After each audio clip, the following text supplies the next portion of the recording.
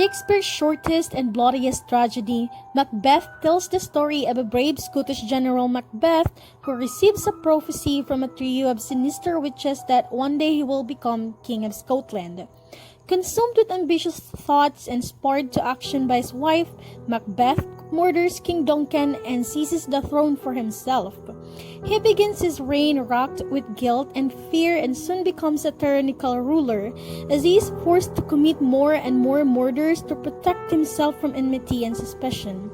The bloodbath swiftly propels Macbeth and Lady Macbeth to arrogance, madness, and death. Macbeth was most likely written in 1606, early in the reign of James I, who had been James VI of Scotland before he succeeded to the English throne in 1603. James was a patron of Shakespeare's acting company and all the plays Shakespeare wrote under James' reign. Macbeth most clearly reflects the playwright's close relationship with the sovereign.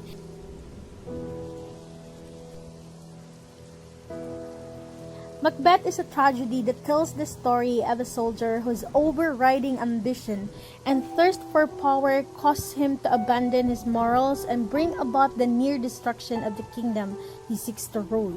At first, the conflict is between Macbeth and himself, as he debates whether or not he will violently seize power, and between Macbeth and his wife, as Lady Macbeth urges her husband toward a course of action he is hesitant to take.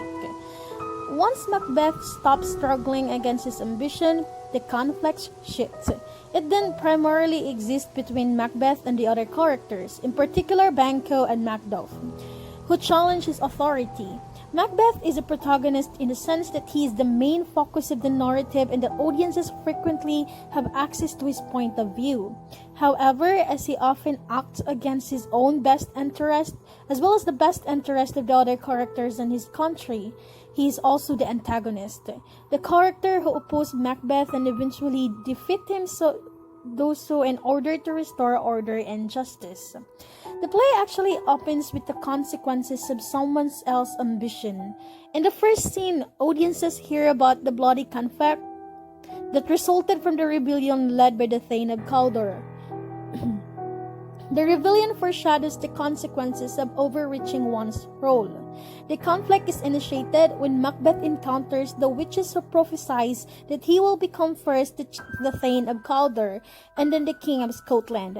As soon as he learns that their first prophecy has come true, he is awakened to the possibility that of second also being realized.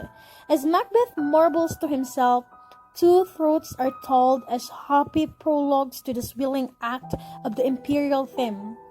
In a crucial turning point in the play, Macbeth is faced with a choice: to take decisive action to claim the crown as his own, or to simply wait and see what happens. Every choice he makes and everything that happens for the rest of the play is stemmed from his decision here. Macbeth feels ambivalent as he wants to be the king but also knows that he owes Duncan loyalty both as his kinsman and as his subject. The tension between duty and ambition sharpens when Lady Macbeth learns of the prophecy that her husband will become king, and immediately begins strategizing ways to bring about the fulfillment of the prophecy. Now Macbeth is now turned between loyalty to Duncan and loyalty to his wife, who does not appear to feel any shame, doubt, or remorse about the dark act she is plotting. She is eager to pour my hearts in Macbeth's ear and chastise with the valour of my tongue all that impedes him from the golden round. The audience has the sense that Lady Macbeth may have been longing for just such an opportunity where she can put her intelligence and strategic ability to good use. Lady Macbeth successfully manipulates her husband into taking action, telling him, "When you dare to do it, then you are a man." Lady Macbeth is one of Shakespeare's most famous and frightening female characters.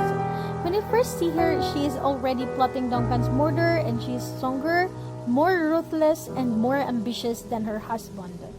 She seems fully aware of this and knows that she will have to push Macbeth into committing murder. At one point, she wishes that she were not a woman so that she could do it herself. This theme of the relationship between gender and power is key to Lady Macbeth's character. Her husband implies that she is a masculine soul inhabiting a female body, which seems to link masculinity to ambition and violence. Shakespeare, however, seems to use her and the witches to undercut Macbeth's idea that undaunted Myrtle should compose nothing but males. These crafty women use female methods of achieving power, that is manipulation, to further their supposedly male ambitions. Women, the play implies, can be as ambitious and cruel as men, yet social constraints deny them the means to pursue these ambitions on their own. Lady Macbeth manipulates her husband with remarkable effectiveness, overriding all his objections. When he hesitates to murder, she repeatedly questions his manhood until he feels that he must commit murder to prove himself. Banquo is Macbeth's brave and noble best friend as well as second victim. Banquo enters the play with Macbeth after both have fought valiantly for Duncan's side in a recent battle. Duncan acknowledges Banquo as no less deserving of praise from Macbeth, but from the beginning of the play, Banquo is overshadowed by Macbeth's accomplishment and ambition. However, Banquo is not entirely without ambition of his own. He asks for a prophecy from the witches too and is pleased to learn that his children will rule Scotland. Similar to Macbeth, Banquo seems unable to understand the cost of the witch's prophecy will be his life. Macbeth stands out from the large cast of secondary characters because of the particular harm that Macbeth does to him and the revenge Macduff takes on Macbeth in turn. At the beginning of the play, Macbeth is a loyal and brave noble fighting on Duncan's side. He immediately distrusts Macbeth's claim that Duncan was killed by his servants and refuses to go to Macbeth's coronation. Once Macbeth understands that Macduff will not be loyal to him, Macduff becomes a particular focus of Macbeth's anger, guilt, and rabid desire to protect his power. Macbeth arranges for murderers to kill Macduff's wife and children after Macduff has already fled to England to seek help from the king for his cause against Macbeth. Macduff's decision to abandon his family is never fully explained and seems hard to justify given their brutal murders, but Macduff is deeply motivated by his wife and son's death and speaks several times in the play about how he must revenge them. Thus, his mission to place Malcolm on the throne of Scotland is one that reflects his desire to have the true monarch ruling, but also shows his desire for revenge for his wife and son's murder. Throughout the play, the witches referred to as the weird sister by many of the characters, lurk like dark thoughts and unconscious temptations to evil. In part, the mischief they cause stems from their supernatural powers, but mainly it is the result of their understanding of the weaknesses of their specific interlocutors. They play upon Macbeth's ambition like puppeteers. The witches' birds, bizarre potions, and rhyme speech make them seem slightly ridiculous, like caricatures of the supernatural. Shakespeare has them speak in rhyming couplets throughout.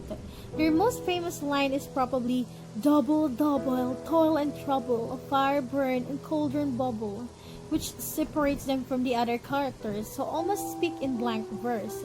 The witches' words seem almost comical, like malevolent nursery rhymes.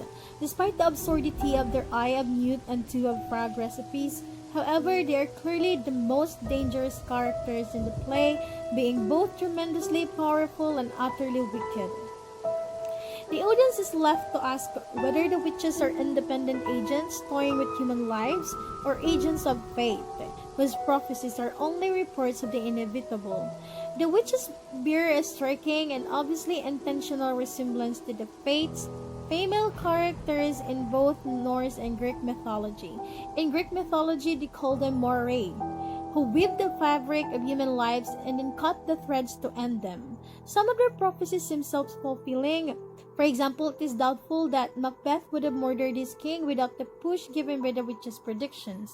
In other cases, though their prophecies are just remarkably accurate readings of the future, it is hard to see Birnam Wood coming to Don't see Nain as being self-fulfilling in any way. The play offers no easy answers. Instead, Shakespeare keeps the witches well outside the limits of human comprehension. They embody an unreasoning, instinctive evil.